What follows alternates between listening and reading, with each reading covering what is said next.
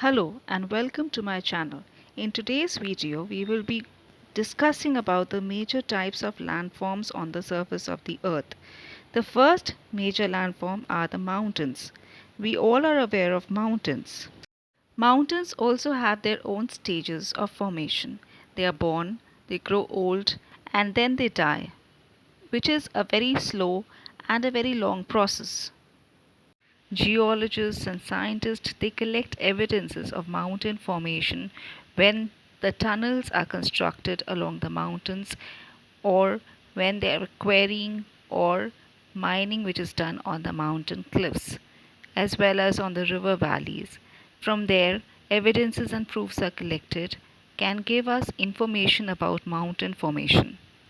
Primarily, there are four types of mountains or depending upon the formation of mountains. There are fold mountains, block mountains, volcanic mountains, and residual mountains.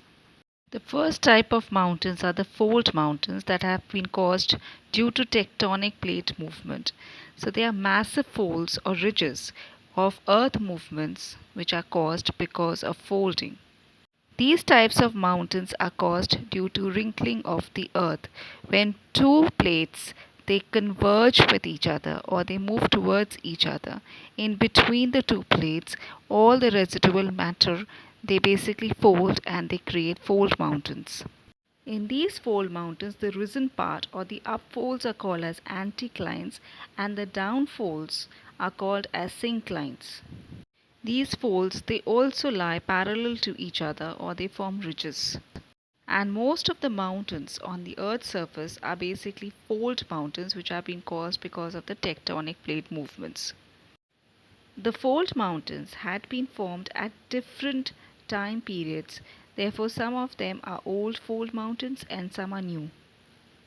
Some examples of new folded mountains or young folded mountains are Himalayas and the Alps, the Rockies and the Andes. Whereas some of the notable old folded mountains are the Pennines, the Appalachians, the Cape Range of South Africa and the Great Dividing Range of Australia. The old folded mountains have gone through millions of years of formation. That is why they have been worn out due to erosion and weathering.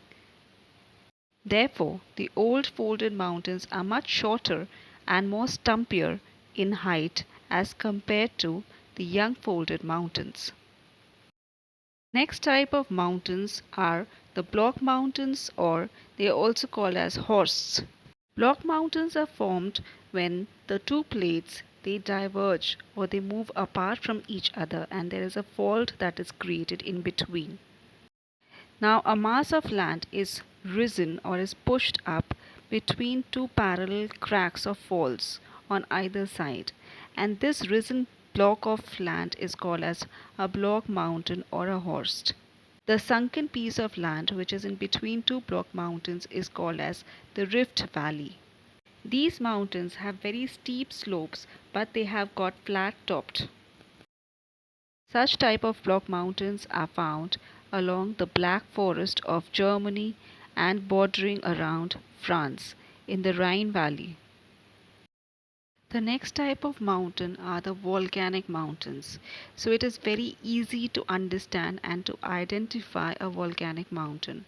They have been formed due to volcanic eruptions.